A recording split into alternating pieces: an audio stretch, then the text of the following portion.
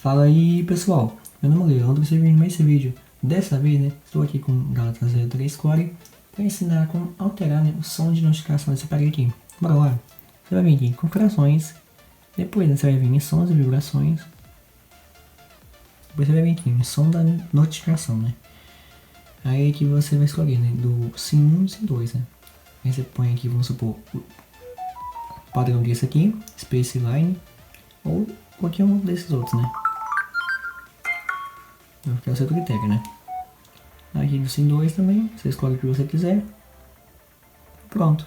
Muito simples, né, gente? Então, se eu te ajudei, se você gostou do vídeo, deixe gostei, compartilhe, inscreva-se e marque o sininho para não perder novos vídeos. Cuidar cada um de vocês todos são incríveis. Então, tchau e até a próxima.